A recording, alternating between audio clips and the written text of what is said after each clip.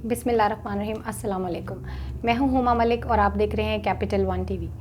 नाजरीन, जैसा आप जानते हैं कि मुल्क इस वक्त सियासी बहरान का शिकार है। कौमी असम्बली का इजलास आज नहायत अहम पॉइंट पर जाकर रुका है कि तहरीक अदम एतमाद के मुतल्लिक मुल्क की सियासी रविश किस तरफ जाएगी, इसके मुतल्लिक राय जानते हैं नवीद सत्ती साहब से।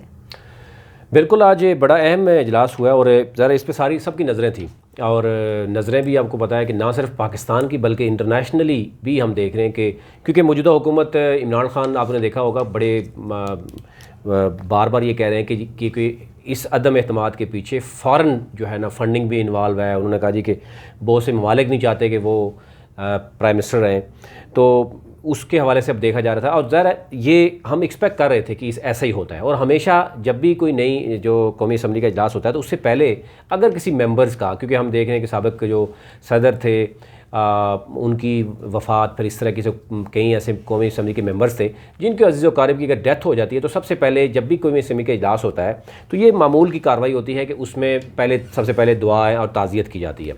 उसके बाद आज भी ऐसा ही हमें देखने में नज़र आया और उसके बाद पीर तक यानी 28 मार्च तक इसको मुलतवी कर दिया गया। अब इसमें दो तीन चीज़ें हैं कि सियासी बहरान बेसिकली ज़ाहिर है हम ये देख रहे हैं कि इसमें आवाम भी इन्वॉल्व है, आवाम भी जानना चाहते हैं। आप एक रेडी से लेकर किसी के पास भी चले जाएं तो वो भी इसी पे बात कर रहे हैं, वो वज़ीर आज़म कौन रहेगा, होगा नहीं होगा, अपोजिशन क्या कर रही है। अपोजिशन के हामी जो है ना वो लोग बाहर नारे लगा रहे हैं जनाब के वज़ीर आज़म चला गया। हुकूमत की जो हामी है या इमरान खान की जो हामी है वो समझते हैं कि नहीं ये अदम एतमाद जो है ना वो फेल होगी। तो ये दो चीज़ें हैं, लेकिन हमें अगर देखें आवाम तक फैक्ट्स एंड फिगर कुछ रख देते हैं। तहरीक इंसाफ की टोटल जो है सीट्स हैं 155, यानी अदम एतमाद की तहरीक जो अपोजिशन ने जमा कराई है उसमें अपोजिशन ने ये उसमें तहरीक में बताया है कि 152 जो अरकान हैं वो वज़ीर आज़म इमरान खान को वज़ीर आज़म नहीं देखना चाहते। बड़ी सिंपल उन्होंने एक तहरीक जमा कराई। अब अपोजिशन ने ही 172 यानी अपोजिशन को एतमाद के हवाले से अगर अदम एतमाद पेश कराना 172 अरकान असम्बली में उसको हाजिर दिलवानी पड़ेगी अपोजिशन को। हुकूमत ने उनको रोकना होगा, पहले तो ये इसको समझना। अब हुकूमत के पास 155 पीटीआई के अपने एमएनएज़ हैं यानी मेंबर नेशनल असम्बली हैं। इसी तरह अगर आप दूसरे नंबर पर देखें तो मुस्लिम लीग नून के हैं 84, पीपल्स पार्टी हैं 56। फिर अगर हम बाकी जमातों में की तरफ चला जाएँ तो मौलाना फजल रहमान के पास 15 है, एमएमए के पास, और बाकी जो दीगर हैं वो कोई इतना ज़्यादा नहीं है। एमक्यूएम के 7 हैं, इसी तरह बीएपी के जो है ना 5 हैं, बीएनपी के 4 हैं और इंडिपेंडेंट जो है वो 3 हैं और जैसे शेख रशीद हैं और इस तरीके से हम देखें जीडीए के 3 हैं और बाकी काफ लीग के 5 हैं। तो यूँ यानी टोटल जो मेंबर हैं उनमें से 172 अपोजिशन ने अगर पेश कर दिए अदम एतमाद कामयाब हो जाएगा। और अगर अपोजिशन 172 ना पेश कर सकी और पीटीआई ने किसी न किसी तरीके से उनको रोक लिया, क्योंकि पीटीआई को डर अपने मेंबर से है बाकी से नहीं है, क्योंकि पहले जब आपने देखा होगा जब वज़ीर आज़म इमरान खान ने एतमाद का वोट लिया था तो 178 वोट उन्होंने लिया था। तो अब एक फ़िज़ा इस तरीके से चल पड़ी है। अब आज की जो कार्रवाई हुई है 28 को यानी परसों जो यानी मंडे को जो कार्रवाई होगी, अब उसमें हमने देखा कि शहबाज शरीफ का बयान भी ये आया है। वो कहते हैं जनाब अगर उस दिन अदम एतमाद की तारीख ना हुई तो फिर हमसे कोई ना पूछे, हम मतलब कुछ भी कर सकते हैं। लेकिन इसमें जो आइनी और कुछ कानूनी मामलात हैं कि जब अब अदम एतमाद की तारीख पेश हो जाएगी उसके बाद 3 से 5 दिन की इसमें मशावरत होती है। तो यूँ लग रहा ये है कि अप्रैल के फर्स्ट वीक में यानी रमज़ान के स्टार्ट होने तक ये अदम एतमाद की जो वोटिंग है वो नहीं हो पाएगी। तो ये यानी हुकूमत ये चाहती है कि ये बेसिकली चला जाए वहाँ तक जब इलेक्शन यानी शुरू हो जाए, रमज़ान शुरू हो जाए।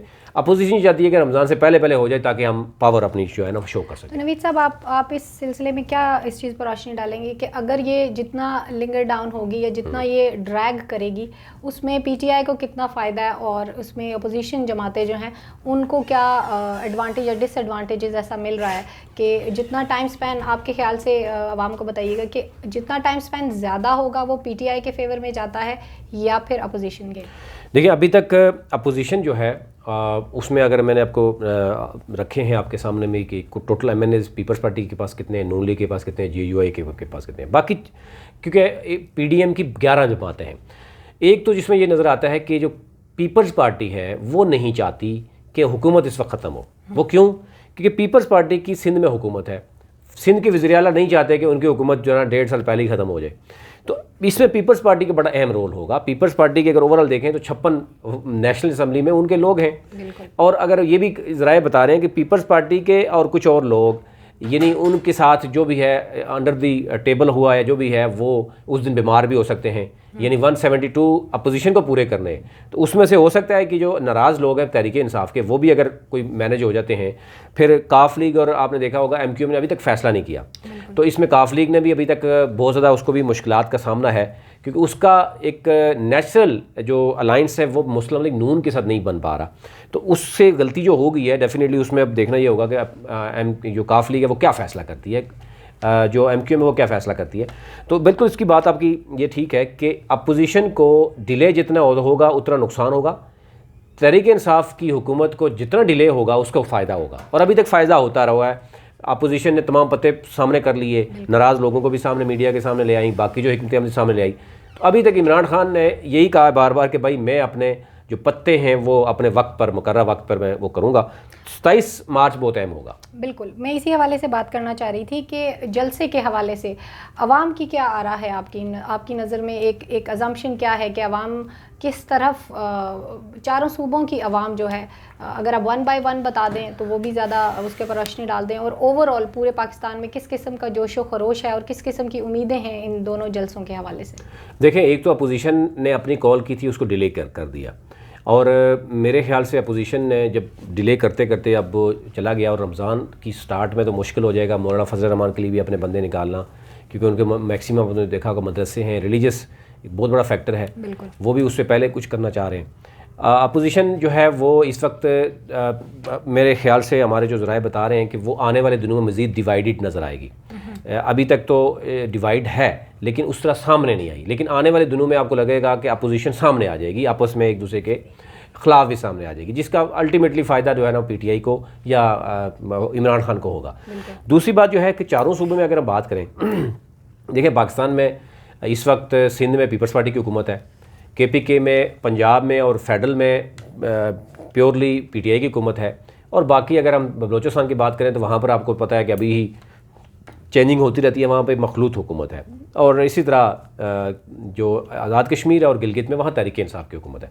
तहरीक इंसाफ ने 27 मार्च को बड़ा अहम यानी पावर शो करने की बात की, और ये भी कहा जा रहा है कि तारीख़ में बहुत बड़ा जलसा होगा। ये तो कुछ भी कहना कबल वक्त है कि वो पॉसिबल है या नहीं है, लेकिन इसके साथ साथ अपोजिशन भी चाहेगी कि वो भी धरना करें या जलसा करें, पावर शो करें।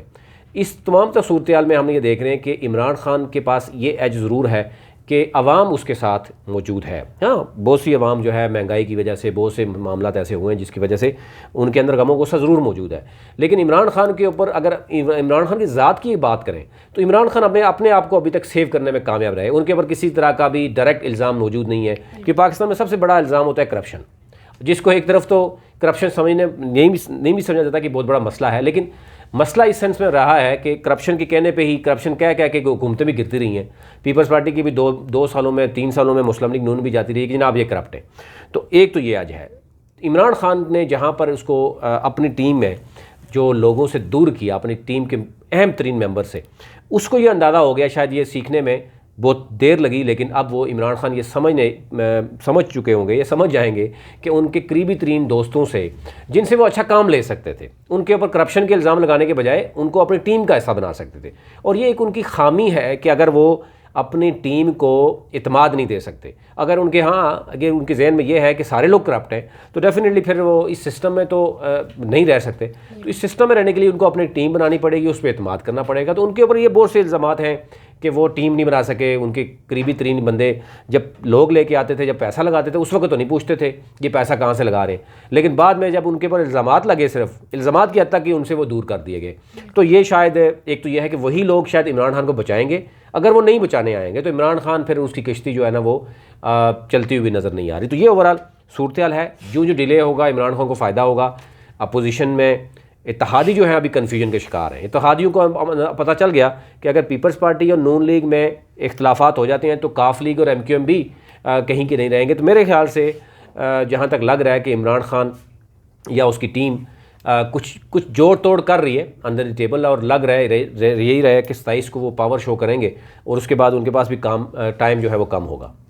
जी नाजरीन, इसी जोड़ तोड़ के इख्तिताम पर हम भी आगे बढ़ते हैं और दोबारा मिलते हैं किसी नई खबर के साथ। Thank you very much.